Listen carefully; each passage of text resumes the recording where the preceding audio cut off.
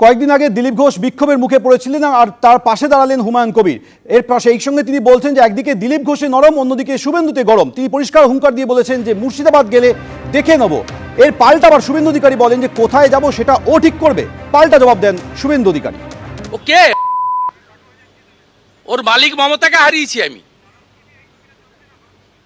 ওর কথা আমাকে যেতে হবে কেন? ও তো বলেছিল বিধানসভার অফিসের সামনে আমাকে ঠুসে দেবে। ও যেদিন বলেছে সেদিন আমি ওর সামনে দিয়ে গেছি, বলেছি ওর যদি পিতৃ পরিচয় সঠিক থাকে ঠুসে দেখাক। আমাকে পার্টি যেদিন বলবে, ওখানে যেদিন হিন্দু সংগঠন ডাকবে, যেদিন মানুষের প্রয়োজন হবে, সেদিন হাওড়ার মতো ইনসিডেন্ট ঘটবে মুর্শিদাবাদে, সেদিন আমি যাব। ওর কথাই যেতে হবে কেন? কে হরিদাস পাল ওটা? শুভেন্দু অধিকারী বলছেন যে কোথায় আমি যাব সেটা কি ও ঠিক করবে। পাল্টা কি বললেন ভরতপুরের তৃণমূল বিধায়ক, দেখুন। আপনি 17 জানুয়ারি 2016 সাল বেলা 2টোর সময় আপনার অবস্থান কোথায় ছিল? মেদিনীপুরে ছিল না কলকাতায় ছিল না মুর্শিদাবাদের রেজিনগরের রিলায়েন্স মাঠে ছিল? সেখানে আপনি ওই জেলার সেই সময় আপনি এমপি ছিলেন তৃণমূল কংগ্রেসের ব্যানারে জিতে। এন্টার মুর্শিদাবাদ জেলার তৃণমূলের নেতারা ছিল ওনার সঙ্গে প্রেজেন্ট। আর আমি তখন বহিষ্কৃত তৃণমূলের সদস্য, কোনো দলে যায়নি। তারপরে প্রশাসনের কনভয় নিয়ে, পাইলট কার নিয়ে, তিনি বিশাল পুলিশের সিকিউরিটি বলয় নিয়ে 2টোর সময় ঢুকেছিল। এই হুমায়ুন কবিরের লোকজনরা, সমর্থকরা, হুমায়ুন কবির প্রেজেন্ট হতে হয়নি। কি অবস্থা করেছিল, ওকে মাইক ধরে, মাইক্রোফোন ধরে বক্তৃতা করতে দেয়নি। 17 জানুয়ারির জায়গায় 9 তারিখে বক্সিদার কাছে এসেছিলাম যে আমাকে উইথড্র করে নেওয়া হোক, দিয়ে আমাকে 2016-তে তৃণমূলের প্রতীকে লড়ার সুযোগ দেওয়া হোক। তা বক্সিদা বলেও দিয়েছিলেন মান্নান হোসেনকে যে ঠিক আছে দিদি বলেছে তোর হয়ে যাবে। কিন্তু ইনি ওই মান্নান হোসেনদের নিয়ে বললো ওর বাড়ির কাছে গিয়ে মিটিং করতে হবে। 17 তারিখটা একবার নিজে আর একবার আয়নাতে দেখুক। খড়গপুরে তৃণমূল কর্মীদের দিলীপ ঘোষের হুমকি, পাশে তৃণমূলেরই বিধায়ক, যা করেছেন ঠিক করেছেন, আমি হলো একই করতাম।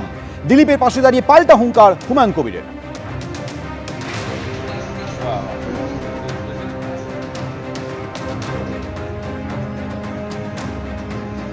বিরোধী দলনেতা বলছেন চ্যাংদোলা করে ছুড়ে দেবো, আপনি বলছেন ঠুসে দেবো। একজন দিলীপ ঘোষ তিনি বলছেন গলা টিপে দেবো।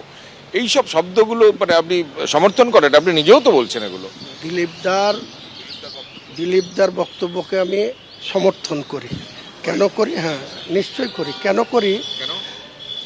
বেশ 2015 সালের আগে দিলীপ ঘোষ নামক কোনো ব্যক্তি রাজনীতির বিজেপির রাজ্য সভাপতি হবে তাও কেউ জানতো না, আর চিনতও না, পরিচিতি ছিল না। ওই যে গ্রামে, ঝাড়গ্রামের বোধহয় বাসিন্দা, তো সেখানকার মানুষ চিনত উনি একজন দিলীপ ঘোষ এবং একজন ব্যক্তি।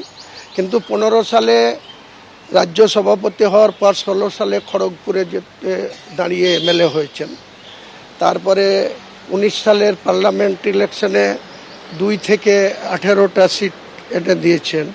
21-এ ওনার নেতৃত্বেই 77 হয়েছে। কিন্তু ওই ভদ্রলোককে তার দলের মধ্যেই এই শুভেন্দুর মতো লোকরা তাকে তার অ্যাডজাস্টিং একটা এমপি সিট সেখান থেকে তাকে সরিয়ে বর্ধমানে পাঠিয়ে দিল। তো এই ধরনের লোকের মেজাজ কি করে ঠিক থাকে বলুন? তার দলের লোকরা যদি এক্সিস্টিং জায়গা থেকে তাকে সরিয়ে ওই একজন মহিলাকে নিয়ে এসে দাঁড় করিয়ে দিয়ে সেও হারলো, ওকেও হারালো, তো দিলীপ দা কোন এতে ধৈর্য ধরবে?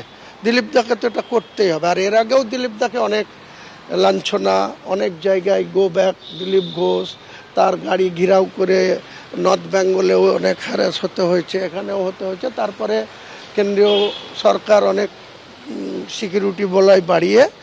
তো আমি কিন্তু দিলীপবাবু, আমি হলেও এটা করতাম। আমাকে যদি কেউ বারবার আক্রমণ করে, আমাকে যদি কেউ স্বাভাবিক চলাফেরায় বাধা দেয়, তাহলে তাকে তো। কিন্তু যারা করছেন তারা তো তৃণমূলের সমর্থক। দেখুন, আমি তৃণমূল করছে না বিজেপি করছে, একজন মানুষ তো করছে। তৃণমূলেরও যেমন দল করার অধিকার রয়েছে, তারও যেমন নির্বাচিত হওয়ার শখ রয়েছে, স্বাদ রয়েছে। দিলীপ ঘোষ তো এক্সিস্টিং এমএলএ ছিল, এমএলএ থেকে এমপি হলো, তাকে তার দল এইভাবে দলের এক শ্রেণীর লোক তাকে চক্রান্ত করে তার এক্সিস্টিং সিট থেকে তাকে বর্ধমান পার্টি দিয়ে হারিয়ে দিল, সেই লোকটার মেজাজ কোনোদিন ঠিক থাকে? আপনি বলছেন দিলীপ ঘোষ যেটা বলেছে সেটাকে আপনি সাপোর্ট করেন? অবশ্যই করি। কেন করেন? ওই একটা কারণেই করি যে দিলীপ ঘোষকে যদি কেউ ধাক্কা দেয়, তো দিলীপ ঘোষ আমাকে যদি কেউ ধাক্কা দেয়, আমি যেমন আপনারা বারবার বলছেন আমি কেন বলেছি ঠুসো দেবো, বলেছি চ্যাংদোলা করলে আমি ঠুসো দেবো। চ্যাংদোলা যদি উনি পিছান, আমিও ঠুসো দেওয়ার কোনো প্রশ্নই নাই, পিছাবো। আপনি আমাকে ঢিল ছুড়বেন, আমি আপনাকে রসগোল্লা পুরস্কার দেবো নাকি? আপনার বাড়িতে রসগোল্লার হাঁড়ি পাঠাবো নাকি? তো দিলীপ ঘোষকে যদি রাস্তায় কেউ হেনস্থা করে, তাকে যদি পদে পদে, ও কি করতে গিয়েছিল আমি যা দেখেছি, ওর এমপি ছিল, সেই এমপির অ্যালটমেন্টের টাকার একটা কোনো রাস্তা না কোনো কিছু উদ্বোধন করতে গিয়েছিল। তা সেটাতে বাধা দেওয়ার তো কোনো দরকার নেই, কেন বাধা দিতে হবে? উনি বলছেন ওনার যে বক্তব্য সেটাকে আপনি সমর্থন করেন? আমি বললাম তো আপনাকে, বিশেষ বিশেষ কারণ থাকে। কাউকে আননেসেসারি যদি কেউ হ্যাকেল করে, আননেসেসারি যদি তার রাস্তা ব্যারিকেড করে, আমি ওনার স্টেটমেন্টগুলো দেখেছি, ও বলছে ও আমার রাস্তা ব্যারিকেড করবে, আমি ওর উপর দিয়ে গাড়ি চালিয়ে দেবো। তো সবাই সে সাহস দেখায় না। দিলীপ ঘোষ বলছে যে আমার গাড়ির সামনে শুয়ে পড়লে আমি করতে পারি, সে যদি আমাকে আননেসেসারি কেউ ব্যারিকেড করে আমি করতেই পারি, এটা বলছে। দিলীপ ঘোষের এইসব বক্তব্যকে আমি বিরোধিতা করব না।